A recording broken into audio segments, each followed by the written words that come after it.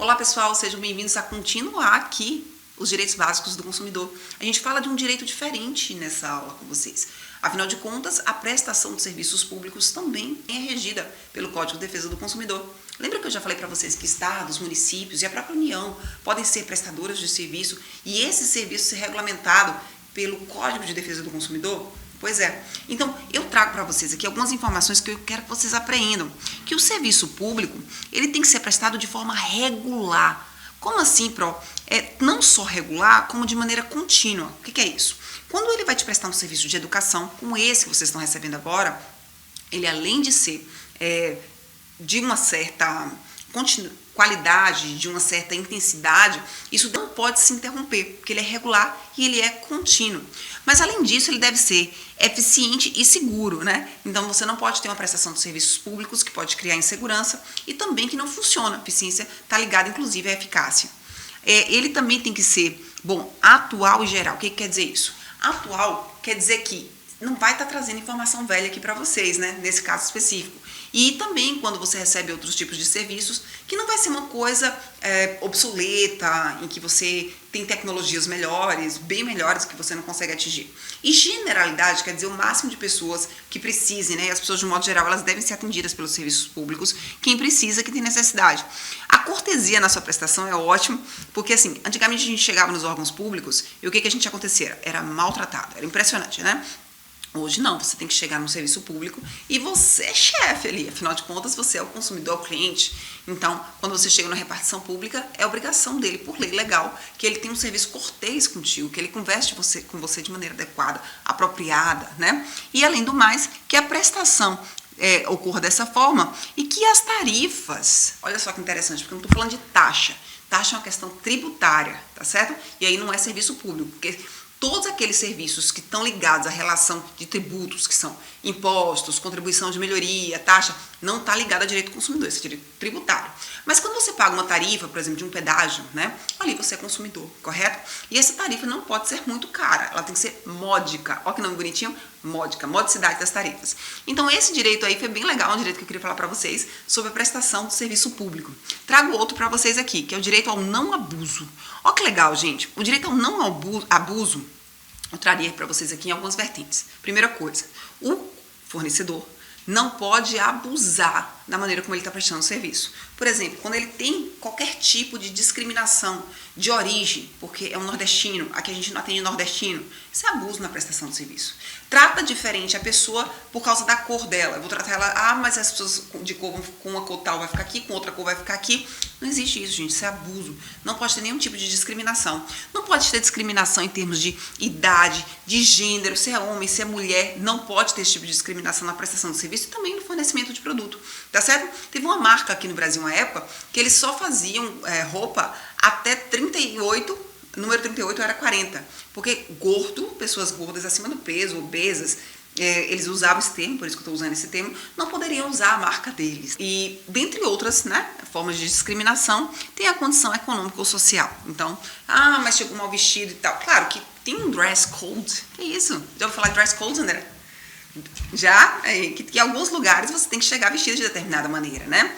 Mas isso é uma questão específica de determinados ambientes. De um modo geral, por exemplo, num supermercado, você não pode exigir que a pessoa não possa usar não é apropriado, não deveria ir de biquíni, talvez, por uma razão de respeito e tudo, mas você não pode proibir uma pessoa de entrar de biquíni no supermercado, porque não existe um dress code no supermercado, um código de vestimenta, tá certo?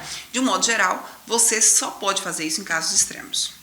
Então, esse aí seria um direito ao não abuso, que também tem uma outra vertente, o direito ao não abuso. Olha que interessante.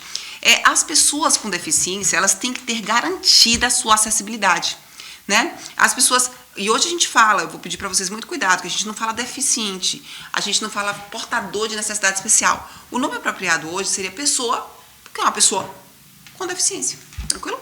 Então, a deficiência, o que é? Ela tem uma limitação de longo prazo, a determinados locais, a determinadas habilidades, e isso deve ser tutelado, isso deve ser protegido, e o fornecedor deve ter esse cuidado para receber essas pessoas em seu ambiente, tá certo? Então, se ele não tem, isso é configurado como abuso.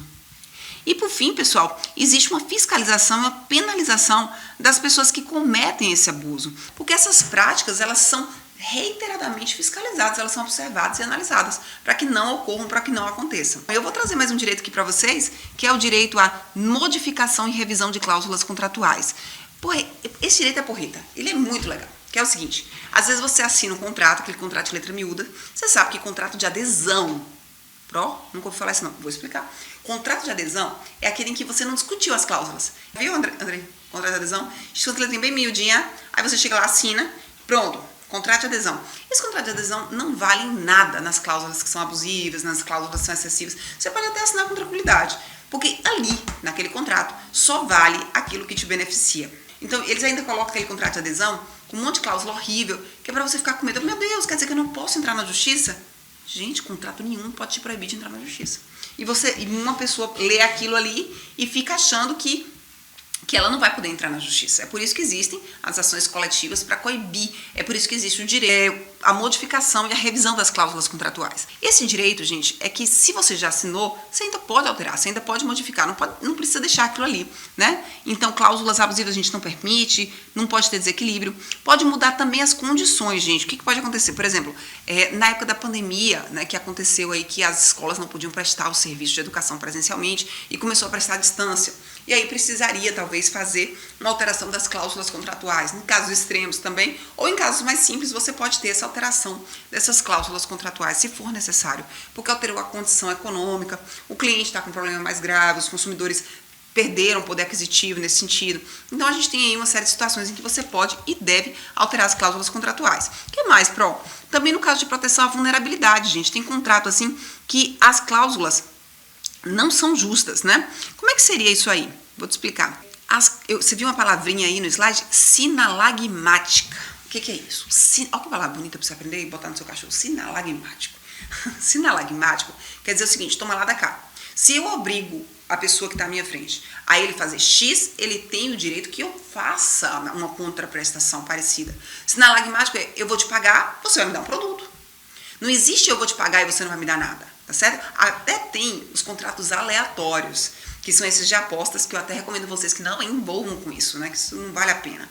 Então, os contratos aleatórios é a chamada alea, que é chamada sorte, alea do latim é sorte, em que você dá algo e a pessoa te dá uma chance de ganhar algo. Isso não é errado, isso, quer dizer, ou melhor, isso não é abusivo, isso pode existir, até legal. Mas, no entanto, fica aí a dica que a gente evite. Mas quando eu falo que eu vou obrigar você a alguma coisa, você entende claramente que sinalagmático é, na mesma medida, você também vai ser obrigado. Eu também vou ser obrigada. Se eu te obrigo na mesma medida, em alguma forma, de forma contrária, porque contrato é isso, né? Ato e contrato.